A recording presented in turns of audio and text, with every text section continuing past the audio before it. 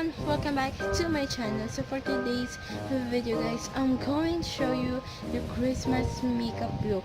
So before I started, subscribe my channel, like this video, and without further ado, let's move into the video. Okay guys, di ba Christmas makeup look yung gagawin ko? So ito guys, yung pwede mo siyang gamitin sa pag magtatrabaho ka ng Pasko, may okasyon, you can use this look. So without further ado, let's move into the video. So guys, lalagyan muna ako ng Mary Kay moisturizer. Make sure na din na malinis na yung face mo bago ka maglagay ng makeup para hindi ganun ka-heavy. Tsaka mas maganda, diba?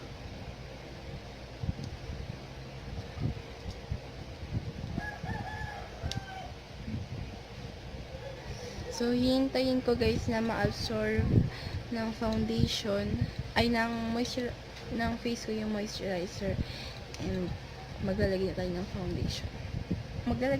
foundation. I'm using the Smashback Ready Set Camera.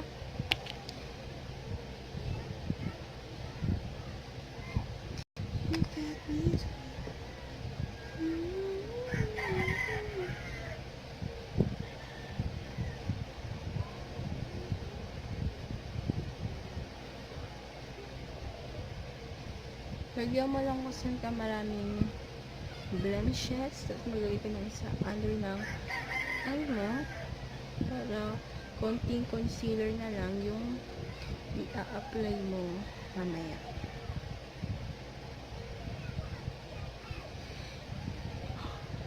So, i-blend mo na siya using your beauty blender. Any types of beauty blender. Bumili ka kahit anong beauty blender. Pero huwag yung sobrang lambot kasi baka masayang lang yung foundation mo. Kasi kapag sobrang lambot, baka masipsip ng beauty blender mo yung foundation. So, marami-rami ako nilagay sa may noo. Kasi sa noo ko talaga guys, napakaraming blemishes. Kasi doon lagi tumutubo yung mga tigyawat ko, ano-ano pa. So, syempre, di ba may natira naman siguro sa beauty blender mo, idamay mo na rin yung leg mo.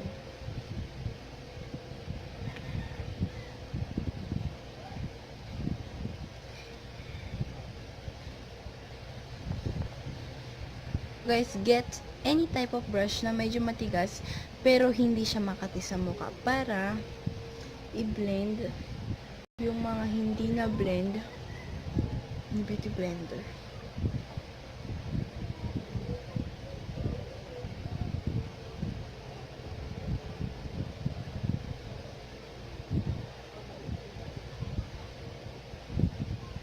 So, let's move to the concealer. Kumuha ka ng kahit anong concealer dyan. So, ito ang gagamitin ko. Concealer. Tapos,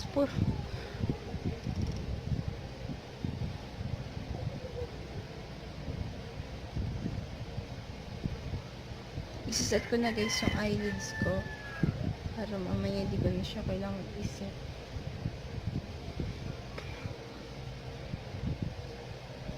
Yan.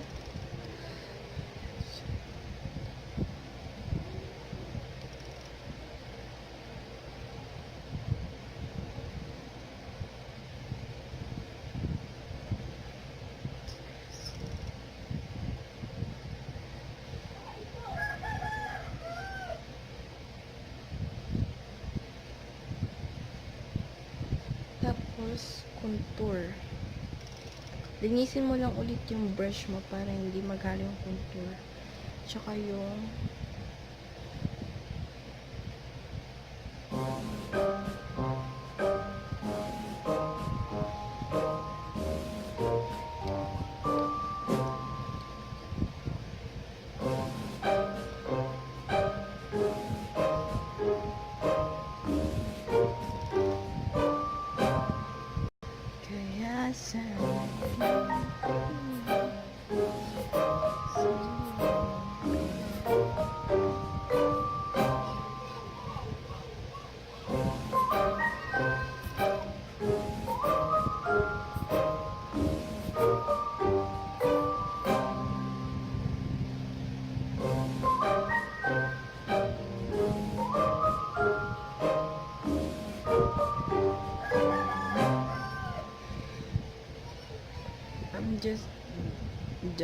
I'm just done to blending my concealer.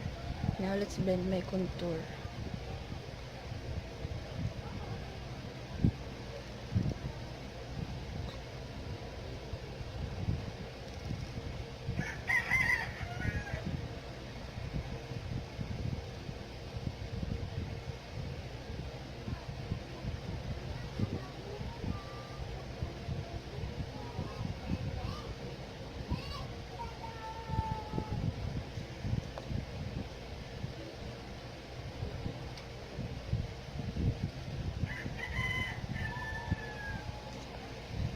Bake.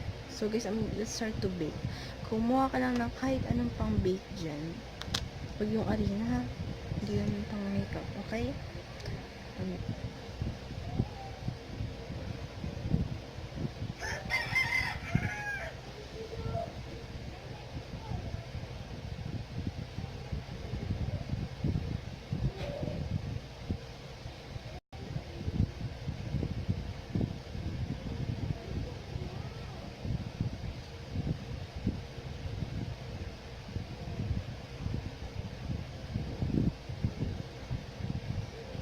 So guys, habang nag-bake ako, maglalagay na ako ng eyeshadow para kahit na paano naman mahintay natin siya, diba? Sa eyebrows na ako. I'm using my Sansan eyebrow powder duo. Ang shade niya is chocolate and dark brown. Magbukas ka.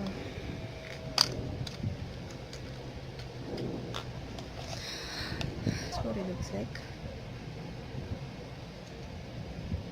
So I'm using this chocolate.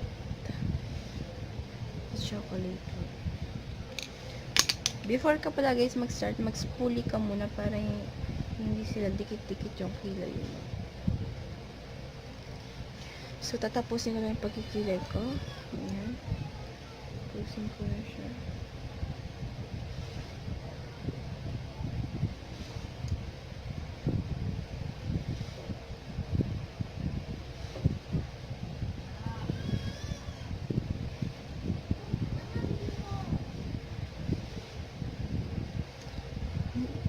Ako guys, hindi ko na masyadong pak na pak yung kilay ko. Guys, huwag niyo akong gayahin pag sa magkikilay ha. Kasi mali ako magkilay. Gayahin niyo yung mga sinasabi ni Ate Michelle. Hi Ate Michelle, number 1 fan mo ako.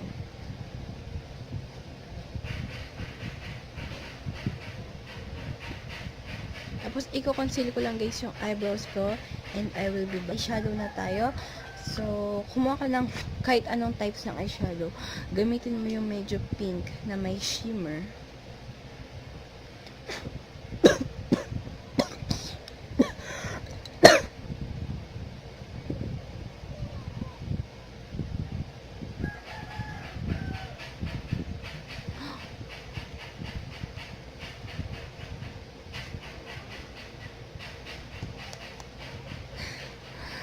Guys, sorry, ang dami niyang powder.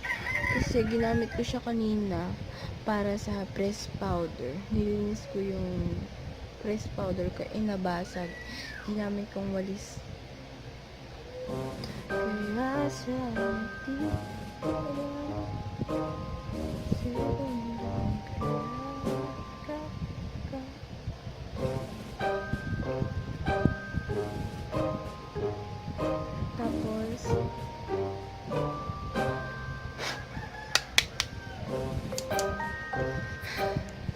gamitin mo tong brown. Tapos i-contour mo yung eyelids mo.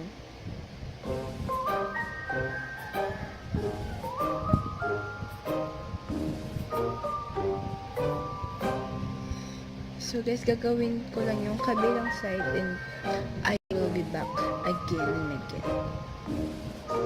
Guys, maglalagay lang ako ng eyeliner, ng mascara, ng eyelashes, and I will be back. Hindi ko lalagyan ng tongkil yung eyeliner ko. Parang guhit lang na ganun. Para lang may base yung false eyelashes mamaya.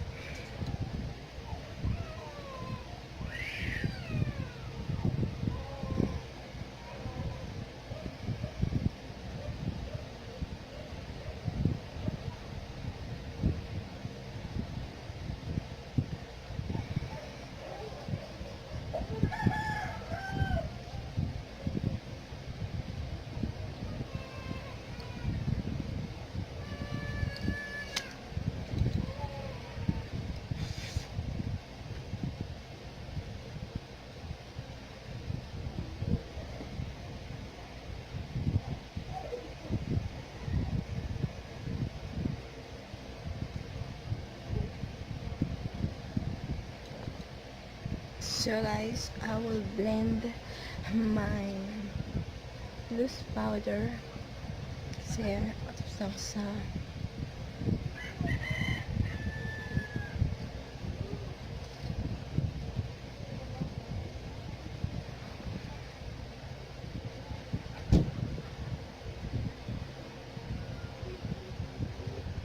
eyeliner.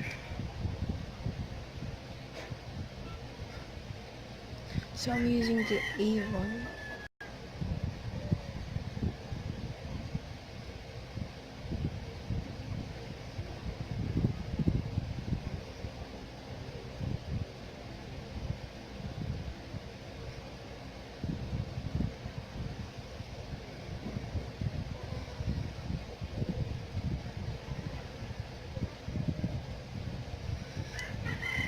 a little bit of blush.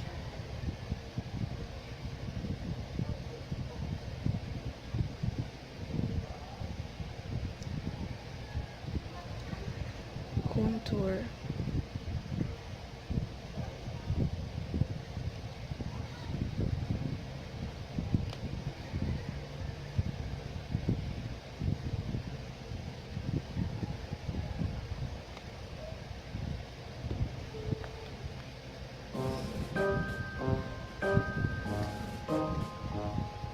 Now let's now put any type of red lipstick. So just use this